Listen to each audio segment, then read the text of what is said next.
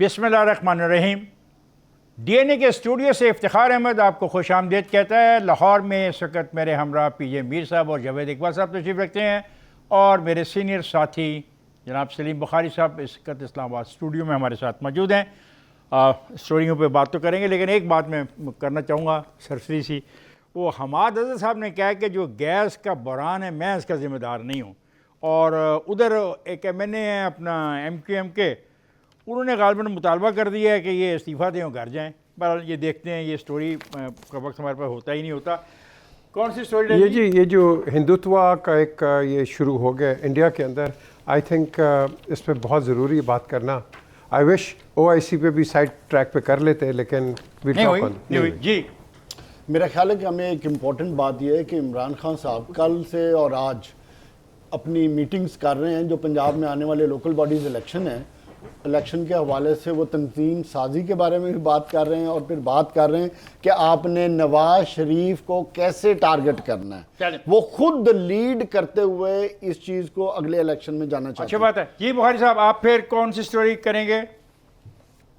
जी मैं वो जो अफगानिस्तान का जो मसला चल रहा है, जो हमारे जवान भी शहीद किए उन्होंने और वहाँ पर बॉर्डर पर फेंस करने से रोका है, उसके ऊपर जो आज तकरीर की है रज़ा रबानी साहब ने, मैं उसका एक एक लफ्ज़ एंडोर्स करता हूँ। और मेरे ख्याल से वक्त आ गया है कि पाकिस्तान अपनी अफगान पॉलिसी जो है उसको असर नौ तरतीब दे। नॉट अफगान पॉलिसी, ये जो वाक़या हुआ ये इससे संजीदा वाक़या है। ये हमारे बॉर्डर का वाक़या है, ये हमारी बका का वाक़या है, ये हमारी रियासत की जो डेफिनेशन है, रियासत की डेफिनेशन में उसके जो हदूद हैं उसके तयन की बात की जाती है। चलें देखते हैं, आप करेंगे बात शुरू अपने हिंदुस्तान में जो हो रहा है। बिल्कुल देखिए अजीब बात है कि ये कहा जा रहा है कि इनको कत्ल कर दो, मुसलमानों को मार दो। देखें ये चमचा किसका है हिंदुस्तान, प्रॉक्सी किसकी करता है? अमेरिका की, जिसने रेड इंडियन का जेनोसाइड किया, और आज वो मुसलमानों का जेनोसाइड कर रहा है और ऑल ओवर। पहले तो कश्मीर पे हम कहते थे, अब ये पूरे हिंदुस्तान के अंदर ये शुरू हो गया। एथनिक क्लिनजिंग इन्होंने शुरू कर दी हुई है, फोर्स्ड मैरिजेस इन्होंने शुरू कर दिए हुए। इन्होंने कहा है कि एक मुसलमान हिंदू के साथ शादी नहीं कर सकता अनलेस वो कन्वर्ट ना हो। अब ये कन्वर्जन पे आप आ गए। ये यति है नरसिंह हनंद, इसने 17 से 19 दिसंबर पे ये जो कॉल किया है कि मुसलमानों को कत्ल करो, मारो, मैं समझता हूँ ये बिल्कुल अनएक्सेप्टेबल है। म्यांमार के अंदर उसने कहा जो म्यांमार में मुसलमानों के साथ हुआ है, रोहिंग्या मुसलमानों के साथ, आप उसी तरह उनके साथ करो। अब बात आती है जनाब, इनको गुड़गांव के अंदर आप नमाज नहीं पढ़ सकते। बरतानिया से लेकर पूरे वेस्ट के अंदर किसी ने आपको रोका नहीं है नमाज के लिए। ये हिंदू जो है आपको रोक रहा है वहां। बुखारी साहब, ये मामला बहुत संजीदा होता जा रहा है। देखिए गुजारिश है, मुझे आप थोड़ा सा वक्त दे दीजिएगा, मैं बड़ा जहर उगलना चाहता हूँ इसके हवाले से। नहीं आप उगलेंगे। देखिए गुजारिश है कि आज वहाँ का मंजरनामा यह है कि खुले बंदों दिन दिहाड़े सड़कों के ऊपर मुसलमानों को दाढ़ियों से पकड़ के घसीटा जा रहा है, डंडे मार मार के उनकी लाशें जो हैं उसकी बेहुरमती की जा रही है, औरतों के दुपट्टे बुरके छीने जा रहे हैं, और हम बिल्कुल यहाँ चुप साधे हुए बैठे हुए हैं। असल में बात यह है कि हमारे प्राइम मिनिस्टर साहब ने जो इलेक्शन के वक्त से मोदी साहब की कामयाबी की दुआ करनी शुरू की, बहुत तड़प रहे थे वो कि ये दोबारा जीतेंगे और फिर मसला कश्मीर हल होगा। वो कैसा हल हुआ वो तो हमारे सामने है। दूसरी बात यह कि इमरान खान साहब ये भी भूल गए कि वही मोदी है जो कल तक एक टेररिस्ट था, अमेरिका का वीज़ा उसको देने पर पाबंदी थी, जिसको बुचड़ ऑफ गुजरात के नाम से हम जानते हैं, जिसने 3000 मुसलमान वहां पर मार दिए। समझौता एक्सप्रेस के ऊपर क्या हुआ वो हमारे सामने है। ऐसे बंदे की कामयाबी की दुआएं मांगने वाले फिर बैठ कर ये तमाशा ही देखेंगे ना, हम और क्या करेंगे। और last but not the least, Bharat में इस वक्त जो मुसलमानों के साथ हो रहा है वो हॉलोकॉस्ट से भी बदतर है। मोदी हिटलर से ज्यादा काबिल नफरत है। वो एक घटिया इंसान है। उसने जितना यानी आशीर्वाद दी है लोगों को, इन RSS के गुंडों को, मेरे नजदीक RSS और बीजेपी एक ही चीज है, एक ही सिक्के के दोनों रुख हैं। ये इस कदर खुले बंदों टेररिज्म हो रही है, पूरा आलमी जमीर मुर्दा है, पूरी मुसलमान दुनिया मुर्दा है, पूरी इस्लामी तंजीमात मुर्दा है। बिल्कुल बुखारी साहब आपने ठीक बात की, उस कसाई की जो इस कॉन्सेप्ट पे चल रहा है कि मुसलमानों को हिंदुस्तान में जहां भी मिले उनको कत्ल कर दिया जाए। वो जालिम इंसान बेसिकली, ये आज का काम नहीं है। ये RSS जब 1925 में आई थी तो इसी कॉन्सेप्ट को इस मोदी ने आके लेकर चला है। पहले उसने गुजरात में मुसलमानों के साथ ये जुल्म किए, अब वो पूरे इंडिया में। और जो जहां तक अब बात चली गई है, अब वो यहां तक कह रहे हैं कि जो म्यांमार में, जिसका पीजे जिक्र कर रहा था, कि जो इवन डॉक्टर्स हैं, जो इंजीनियर्स हैं, जो पुलिस में हैं, जो आर्मी में हैं, वो अपना अपना वेपन्स उठाएं, जो सबसे खतरनाक बात है, और मुसलमानों का कत्लेआम करना शुरू कर दें। इस बात को दुनिया को नोटिस लेना पड़ेगा कि जिस जमहूरियत की अमेरिका और वेस्ट सपोर्ट करते हैं, जिस मोदी को आज अमेरिका अपने साथ मिला के रीजनल इनबैलेंस क्रिएट करना चाहता है, उसको इसके इस काले काले चेहरे को देख लेना चाहिए कि जो अपनी ही सिविल सर्विसेज के लोग उनको कहता है कि वेपन्स उठाओ। मतलब आज आप 21वीं सदी में बैठ के क्या बात कर रहे हैं कि मुसलमानों का कत्लेआम करते हैं। बेसिकली देखिए, हमने इस कदर अपीजिंग का एटीट्यूड अपनाया हुआ है, मुझे तो शर्म आ रही है अपनी लीडरशिप के ऊपर। और इस इररिस्पेक्टिव की, ये इमरान खान की हुकूमत है, पीटीआई की, मुस्लिम लीग नून की हुकूमत थी, पीपल्स पार्टी की हुकूमत थी, जिसने खामोशी इख्तियार की है वो सारे मुजरिम हैं। और last but not the least, मैं आपको एक बात और बता दूं कि हमने यहां तक भी किया कि हमने जमातुद दावा के अमीर को पाबंद सलासिल किया, उसकी जमात पर पाबंदी लगाई बगैर किसी सबूत के। एक सबूत इंडिया मुहैया नहीं कर सका। ये रवैया हमें तर्क करना पड़ेगा। ये सारी वो जमातें हैं जो कश्मीर के जहाद की दाई थी, चाहे वो लश्कर तैयबा थी, चाहे वो लश्कर जंगवी थी। हमने उनको खुश करने के लिए उन तंजीमों को यानी इस तरह धकेल के उनकी सांस घोट दी है, लेकिन हमें मिल क्या रहा है? मुसलमानों की इज्जतें लूट रही हैं, मुसलमानों का कत्लेआम हो रहा है, और हम यहाँ पर बैठ के बांसुरी बजा रहे हैं। रोम जल रहा है, हम बांसुरी बजा रहे हैं। ये बांसुरी जो है बंद करनी पड़ेगी आपको मुसलमानों के लिए, चाहे वो कश्मीर के हैं, चाहे वो भारत के हैं। अगर खुल के आवाज ना उठाई, मैं बता रहा हूँ, ये कौम आपसे हिसाब लेगी। मैं आपको एक चीज बताऊं, आज मेरी एक टेलीफोन कॉल न्यू दिल्ली में बात हुई। दो बहुत बड़े सिख, आम सिख नहीं, बहुत बड़े सिख, महाराजा लेवल, मैं नाम नहीं लेता। मैंने कहा जी एक ही हो रहा है। वो कहते ने पीजे साहब तुसी वेखो असी करदे कियां, एक बड़े उत्ते बिठाए ने, खुदा की कसम आज जिसने बात की। खैर साहब, अब बात यह है कि एक महाराजा ने, मैं इसमें तो सिर्फ इतना हैरान हूँ कि हम जैसे जो सहाफ़ी हैं, इन्होंने ख़बर के ऊपर भी अपने अपने ख़यालात का इजहार किया। तो पाकिस्तान के अंदर एक वजारत ख़ारजा नाम का एक वजारत है, और बड़े बाबू, अच्छे खासे इंग्लिश बोलने वाले बाबू वहाँ मौजूद हैं। क्या उनके नज़र से ये ख़बर नहीं गुजरी? और अगर ख़बर गुजरी है तो उनकी ज़िम्मेदारी न थी कि दुनिया को ये बताया जाता कि वहाँ पे मुसलमानों को कत्ल करने के लिए वाज़े तौर पे ऐलानात हो रहे हैं, बयानात हो रहे हैं। और जो बातें आपने कही कि लोगों को नमाज नहीं पढ़ने दी जा रही, क्या ये मेरे वजारत खारजा के उन बाबुओं के लिए नहीं? बेसिक बिल्कुल ठीक बात की। ये सिर्फ एक सेकंड, ये सिर्फ लेट मी फिनिश इट। क्या वो शख्स जो अपने आप को कहता है कि मैं एक दरगाह का मुतवल्ली हूँ, क्या उसको एहसास नहीं हो रहा कि क्या हो रहा है? 20 करोड़ मुसलमानों के साथ ये जो खिलवाड़ हो रहा है, क्या हमारी रिस्पॉन्सिबिलिटी नहीं है? ये OIC की मीटिंग बुलाई, वो क्या ड्रामा था? किसके लिए वो बुला रहे हैं आप?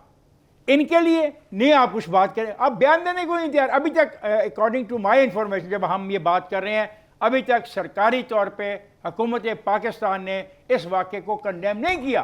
खान साहब, जब आप क्लेम करते हैं मदीना की रियासत के, तो मदीना की रियासत के जो खुलफाए राशिदीन रहमतुल्लाह अलैह थे, आप उनके तरीक़ेकार को भी देखें कि उस दौर में जहां कहीं मुसलमानों पे जुल्म होता था तो वो उस पे एक्शन लेते थे। ओ भाई, आपसे कोई नहीं कह रहा आप एक्शन लें, लेकिन कम से कम आप उसको कंडेम तो कर सकते हैं।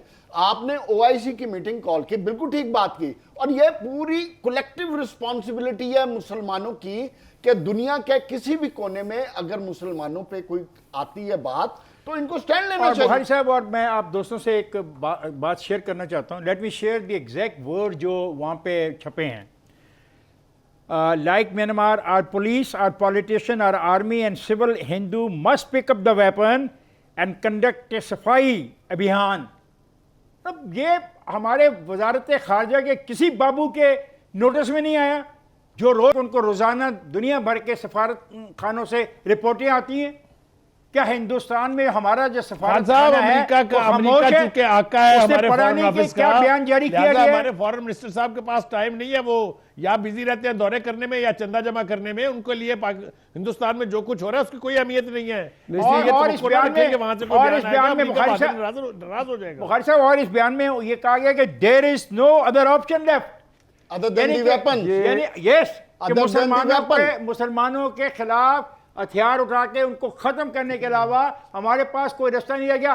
मैं again I will ask the people sitting in the foreign affair and foreign ministry and the foreign minister and the prime minister of the country and the ruling party of Pakistan कि ये क्या है। नहीं जी, ये छोड़े, आप बरतानिया में ये प्रोग्राम इवन द देख रहे हैं ना? अपोजिशन को कोई माफी नहीं है। अपोजिशन की भी जबानें गुंग है, वो बल्दियाती इलेक्शन लड़ने और जीतने के चक्कर से नहीं निकल रहे। आप बरतानिया में ये प्रोग्राम देख रहे हैं ना, आपका राइट है, कोई भी हो आपका राइट है। ये एनडीटीवी पे आई है ये बयान, ये अगर वहाँ दिखाते हैं आप ऑफकॉम को कंप्लेंट करें कि ये एक मुसलमानों के साथ ये हो रहा है। बुखारी साहब, look, what is the second part of the story is this: nothing is possible without weapons. If you want to eliminate their population, मुसलमानों की पॉपुलेशन को खत्म करना चाहते हो, then kill them, उनको मार दो। Be ready to kill, be ready to go to jail, मारो और जेल जाने को तैयार हो जाओ। Even if 100 of us are ready to kill 20 lakhs of them, then we will be victorious. Look at it. And but यार, I'm asking बिल्कुल, you, आपने बड़ी अच्छी बात वो है जावेद। एजेंडा है, वो देखें, दिस इज फर्स्ट टाइम हाँ जी, पहली दफा इन्होंने, हिंदू ने अपने कॉम्प्लेक्स को, जो मुसलमानों का डर खौफ है उनको, सर, ये उसको सारे हिंदू उजागर नहीं करने- है, एक सब सेकंड, हिंदू नहीं है। कीजिए एक सेकंड, जिसने भी किया है तो हिंदू ना, ना, चीज ये के लिए वो जा रहा RSS है, RSS। आरएसएस या बीजेपी सपोर्टेड बाय हुकूमत है ना, उनके कहने का पहली दफा ये बात हो रही है कि police officers, army officers, civil servants weapon उठाएं। पहली दफा ये मैं देख हाँ, रहा हूं, पब्लिक कॉल है, ठीक है, पब्लिक पब्लिक कॉल कॉल है है। ये, जिससे- और कहा जा रहा है कि अगर जेल भी जाना पड़े तो 20 लाख मुसलमानों को मार दें और चले जाएं। ख्वाजा, मैं ब्रेक पे जा रहा हूँ, लेकिन ब्रेक पे जाने से पहले मैं एक दफ़ा फिर ये गुजारिश करूँगा। मैं शायद ऊंचा ऊंचा बोल रहा था, कहा जाएगा ये बहुत शाउट करता है।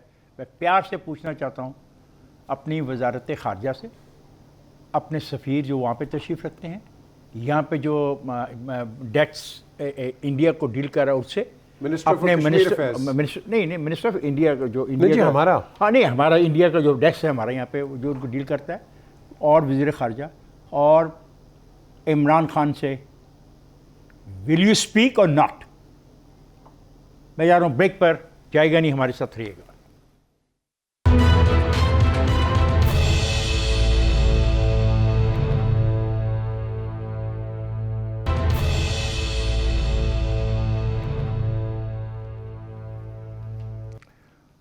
वेलकम है ख़ुद खैबर पख्तूनख्वा के इंतखाबात बहुत गहरे नताइज के हामिल हो गए हैं। वज़ीर आज़म मुतहर्रिक हो गए हैं, कल भी लाहौर में आए थे, लोगों से मिले हैं, गुस्से का इज़हार वहाँ पे महमूद से करके आए हैं। वहाँ पे अजीब कहानियाँ शुरू हो गई हैं, कोई एक स्टोरी चल रही है वहाँ पे खैबर पख्तूनख्वा में, अभी तक कंफर्म नहीं हुई, और देखते हैं उसकी क्या हकीकत है। कोई 7 करोड़ का टिकट कोई बिका है और 5 करोड़ किसी एक को मिला है और 2 करोड़ किसी एक को मिला है। तो अब तशरीफ़ लाए हैं प्राइम मिनिस्टर साहब पंजाब में, और एक काम उन्होंने किया कि मैं देखूंगा कि कैसे इलेक्शन हारता हूँ मैं, एक, और दूसरा उन्होंने कहा सारी तंजीमों को तोड़ दो, ये तंजीमें इस काबिल नहीं। तो अब बुखारी साहब ये क्या, जब तंजीमें सारी आपने तोड़ दी इलेक्शन से 3 महीने पहले, तो ये जुआ है या बहुत सोची समझी स्कीम है?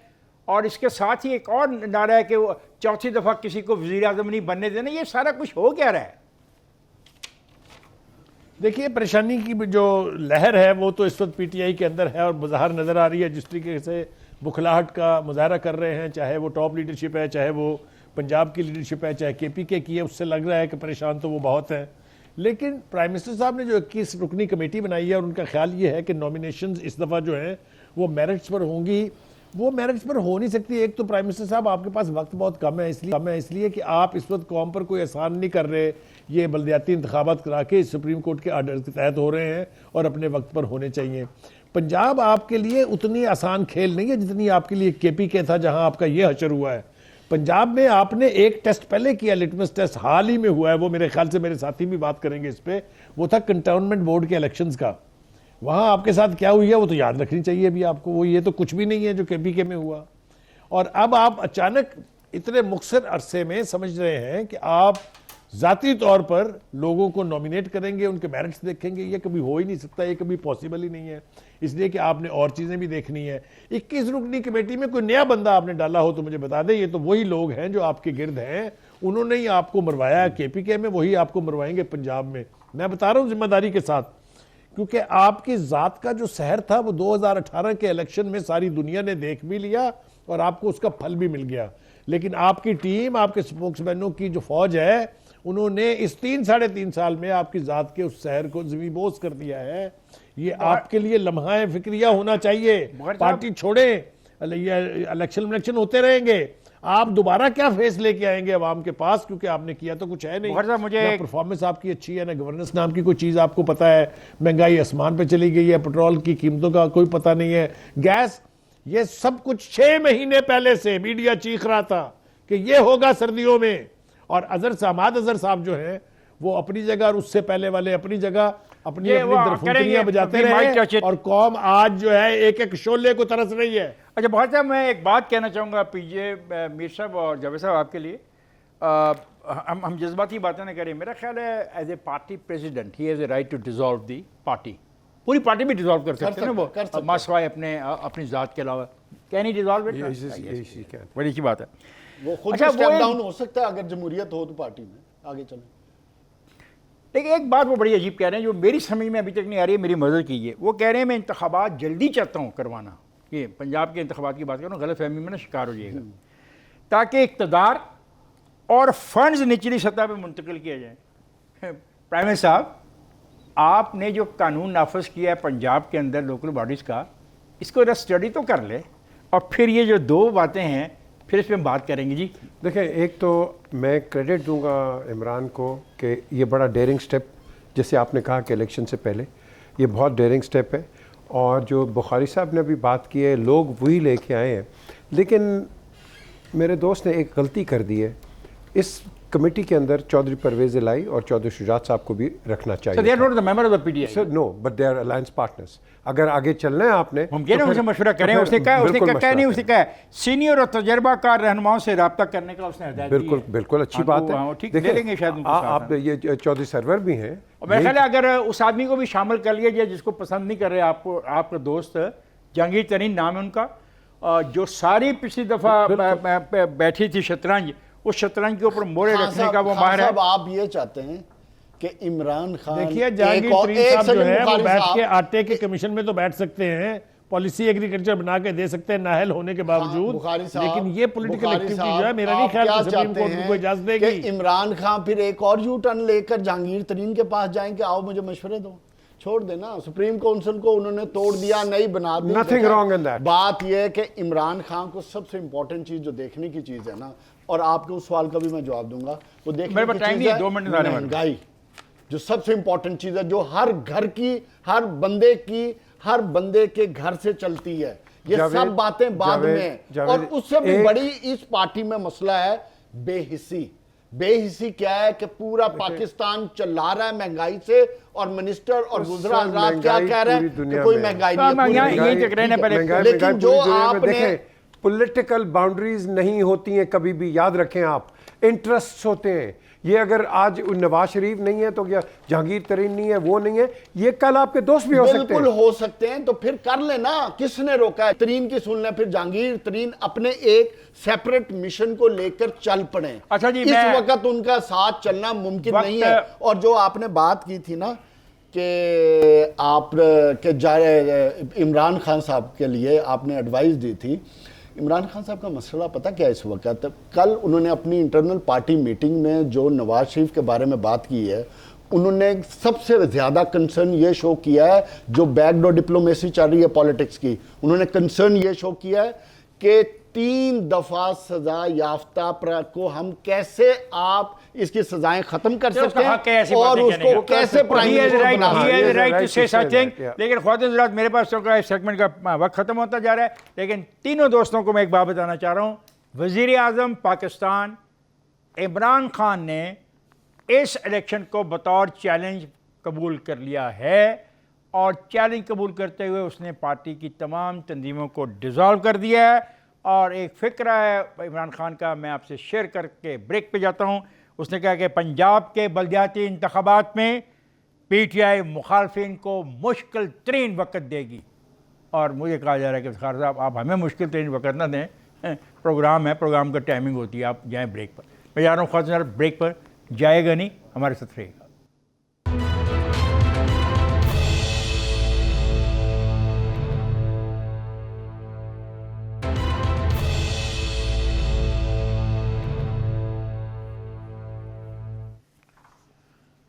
वेलकम बैक ख्वातीन हज़रात। हम तो चाहते हैं ख़ित्ते के अंदर दोस्तियाँ हमारी बढ़ें।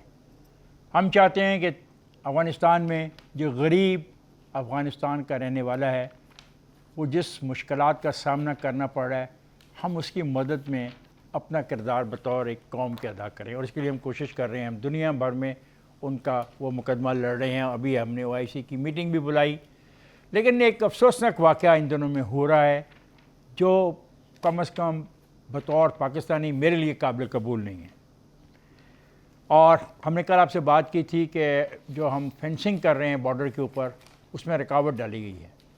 आज ये बात सेनेट में ज़ेर बहस आई और साबिक़ चेयरमैन सेनेट रज़ा रब्बानी ने एक सवाल किया है कि तालिबान ने अफ़वाज पाकिस्तान को अफ़गान सरहद पे बाड़ लगाने से रोक दिया, वो सरहद को तस्लीम करने को तैयार नहीं, तो हम आगे क्यों बढ़ रहे हैं? ये बुखारी साहब। देखिए, गुजारिश ये है कि रज़ा रब्बानी साहब की सारी गुफ्तगू मैंने खुद भी सुनी है।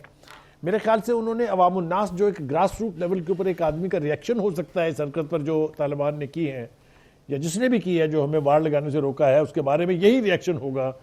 और उसका मुतालबा भी बिल्कुल ठीक है कि अब वक्त आ गया कि हम अपनी अफ़गान पॉलिसी जो है उसके ऊपर ज़रा गौर कर लें, इसलिए कि हमने पहले भी जो प्रॉक्सी वॉर लड़ी थी उसका नतीजा हमने देख लिया। 40 लाख मेहमान हमारे घर आ गए थे, हमारा अपना गुजारा मुश्किल से हो रहा था, हमने उनको 40 साल से उनको संभाले रखा और भुगता, आज भी भुगत रहे हैं। दूसरी बात यह है कि हर मुल्क की अपनी एक फॉरेन पॉलिसी होती है जो उसके मफादात का और उसके मुल्क के मफादात का यानी अहाता करती है। लेकिन हमारी बदकिस्मती ये है कि हमारे हाँ पॉलिसी का फोकस जो होता है या अमेरिका के मफादात का तहफ़्फ़ुज़ होता है या हमारे चंद मुसलमान दोस्तों के मफाद का यानी अहाता वो करती है। अपना मफाद हमारा जो है वो कहीं ना कहीं गुम जाता है इस बीच में। दूसरी बात यह है कि हमने एक अफ़गान कॉन्फ्रेंस की, बिल्कुल ठीक किया, चलिए हम चाहते थे वहाँ अमन हो जाए, लेकिन हमें साथ साथ उसका इनाम क्या मिल रहा है? अमेरिका हमें मुसलसल कह रहा है डू मोर। हिंदुस्तान जो है वो बराबर की एक OIC की कॉन्फ्रेंस करके बैठ गया जिसमें 5 जो सेंट्रल एशियन रिपब्लिक्स हैं उसके फॉरेन मिनिस्टर वहां चले गए, हमारे यहाँ नहीं आए। ये कौन सी OIC? ये क्या हो रहा है भाई? कोई है इसका सेक्रेटरिएट? कोई है पूछने वाला कि जब इस्लामाबाद में सारे बैठ के अफगानिस्तान की बात कर रहे थे तो ये 5 मामे वहां क्यों पहुंच गए इंडियन फॉरेन मिनिस्टर की इन्विटेशन पे?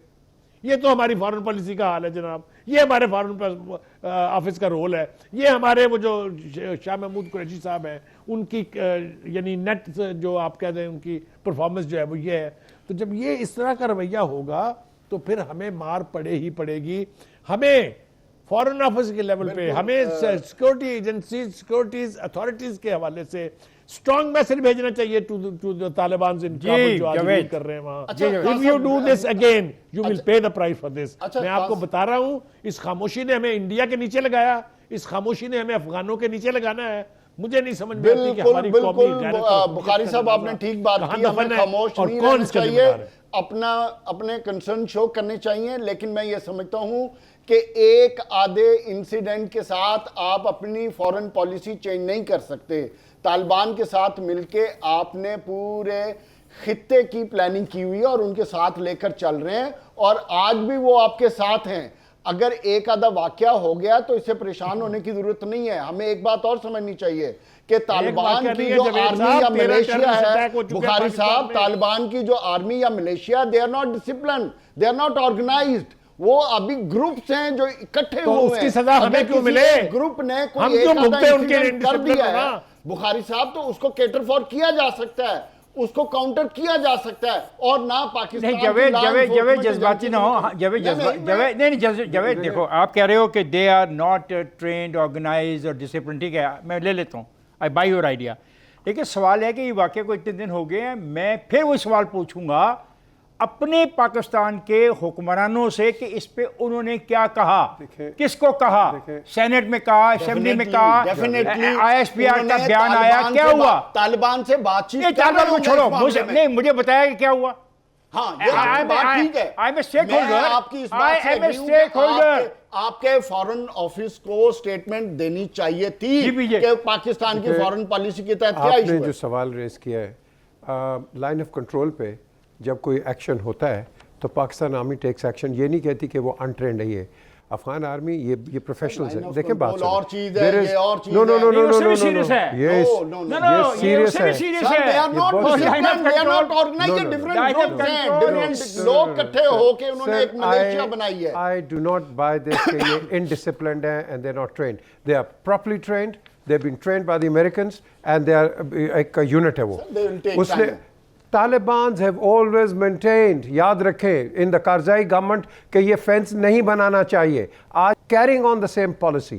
The question here arises, अगर आप आते हैं and you challenge our forces या our army या border control, तो that is an act of war. This is an act of war. मैं ये कह रहा हूं कि ये तालिबान हुकूमत या उनकी ऑफिशियल चीज नहीं है। क्या मतलब है? Group How can you say that? How can you say? No, no, no, no, no. I don't buy this. I don't buy this. Javed, ये बात जो आप कह रहे हो बतौर एक सहाफ़ी के एक प्रोग्राम में, क्या इतने दिन गुजर जाने के बाद हमारी जो निज़ाम है, जो रियासत का निज़ाम चलाने वाले इदारे हैं, क्या उनका फ़र्ज़ नहीं बनता कि पाकिस्तान के बस हम ये चाहते हैं हम और एक बात याद रखना, वो ट्रेन है, वो नहीं ट्रेन है, वो कंट्रोल्ड है, वो नहीं कंट्रोल्ड है, nobody will be allowed to cross my international boundary. No compromise. Not for a foot. compromise होगा भी नहीं। एक फुट के लिए भी नहीं हम compromise करेंगे। एक इंच के लिए भी compromise नहीं करना चाहिए। बिल्कुल सही कहा आपने। अब यही तो बात है ना कि वो अनट्रेंड है, ये नहीं। This is not the argument. The argument is there is a violation. There is a violation of your international boundary. हम जो बात कर रहे हैं वायलेशन हुई है। मैं ये कहना Then I will not buy कि जी untrained है। I will not buy that. By not the Taliban. Okay. Government. Who else? They are the certain segment of people. Well, जिन्होंने ये खलबचार create करने की कोशिश they are, if they are even the segment of the some people, we must push them back. Correct. बिल्कुल सही बात है। We must push them back. And also, Okay. if you can sit and talk to an unelected government in the OIC, well, give them a message then. Which is this unelected government? I'm sorry, Taliban. उसी unelected government के साथ आपने agreement sign करके गए। भाई मेरे पाकिस्तान है उस वक्त आपको याद नहीं है? Humanitarian. एक सेकंड, Not any other. इंसानियत के लिए लोग मर रहे हैं, जावेद तो आप पैसों के लिए request कर रहे हैं। जावेद साहब मेरी एक बात Recognize सुन लीजिएगा। उनके लोगों के मरने के हवाले से हम अपनी पूरी कोशिश कर रहे हैं कि उनके लोग ना मरें, लेकिन मैं अपनी सलामती, अपनी सालमियत और अपनी जोग्राफियाई हदूद की वायलेशन को बर्दाश्त नहीं कर सकता। नहीं करनी चाहिए। ये मैं नहीं करूंगा, हाँ भला कोई भी किसी हालत में। बिल्कुल ठीक। फजलत, मैं जा रहा हूँ ब्रेक पर, जाएगा नहीं, हमारे साथ रहिएगा।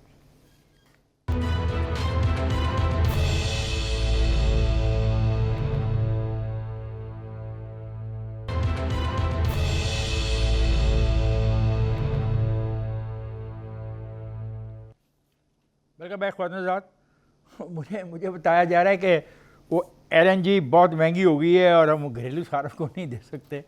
और बुखारी साहब क्या करूं मैं, मुझे भी कुछ मदद करें मेरी। खान साहब, महंगी हो जाए चीज़ तो शायद उलट पुलट करके इधर उधर करके कहीं से बचा बचू के कुछ गुजारा हो जाता है, लेकिन जहां चीज़ हो ही ना वहां क्या करेंगे आप? 6 महीने पहले से मिचने वाला शोर जो है किसी ने नहीं सुना।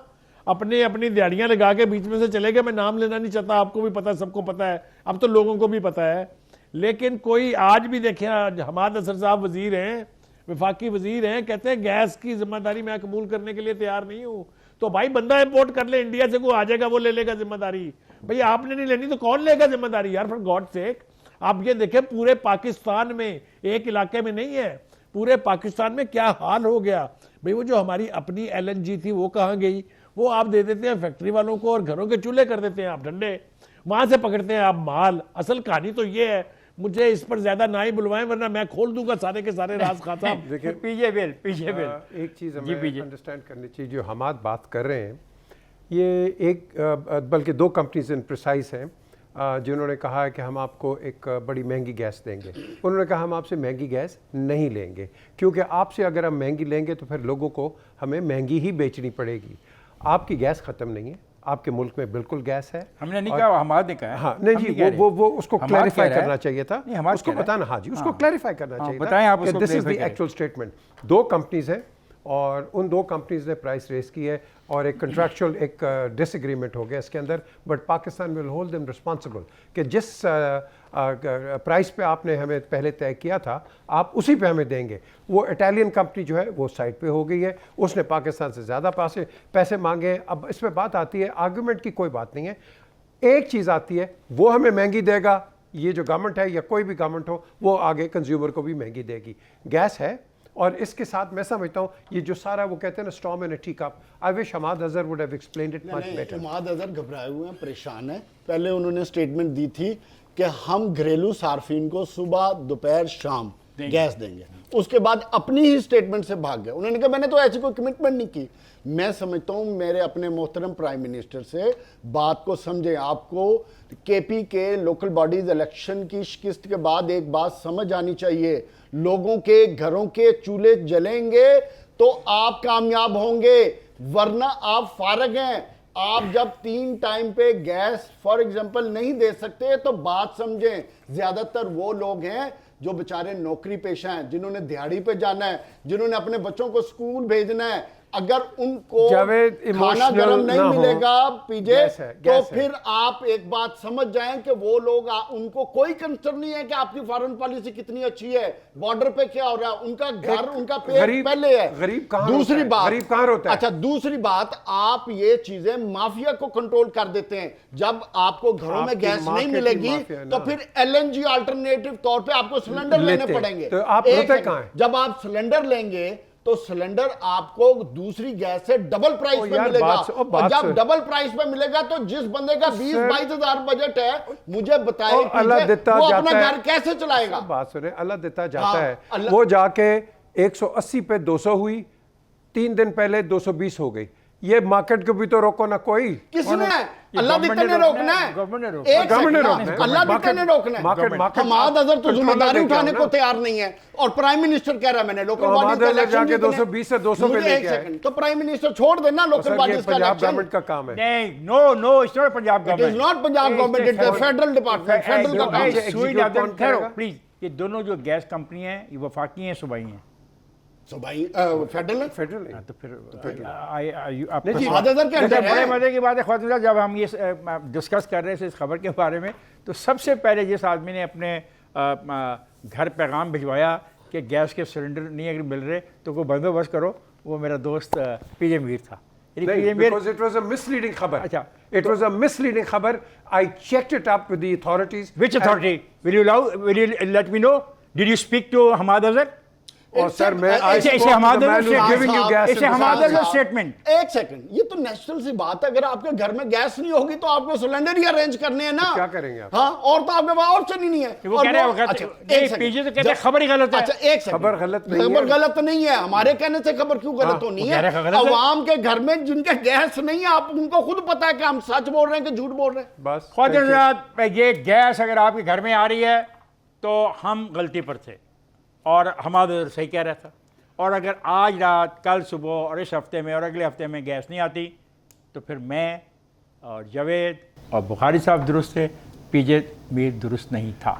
महंगी गैस नहीं, वो कहते हैं, गवर्नमेंट कहती है महंगी गैस हम आपको नहीं देंगे। ये नहीं, इसको कहाँ गैस ये नहीं है। छोड़ो यार एक मिनट मुझे वाइंड अप करना है। हाँ, सिर्फ पीजे देखो, हर चीज मुल्क प्लानिंग से चलते हैं, इसमें क्या प्लानिंग तरीके से नहीं चलते। मार्केट प्राइसेस पे क्या प्लानिंग है? पीजे आपको प्लान नहीं है, दिसंबर जनवरी में आपको जरूरत है, इसकी प्लानिंग सितंबर जुलाई में होनी चाहिए। पीजे मीर एक बड़ा अच्छा मशवरा दे रहा है ख्वातीन हज़रात, पूरी दुनिया में एग्री। और भाई मैं मान गया तुम्हारी बात, तुमने कहा कि वो अवाम के भलाई के लिए, अवाम की बेहतरी के लिए, उनकी फलाह व बहबूद के लिए, उनकी सहूलत के लिए गैस फराम नहीं की जाएगी, क्योंकि गैस की कीमत बढ़ जाएगी।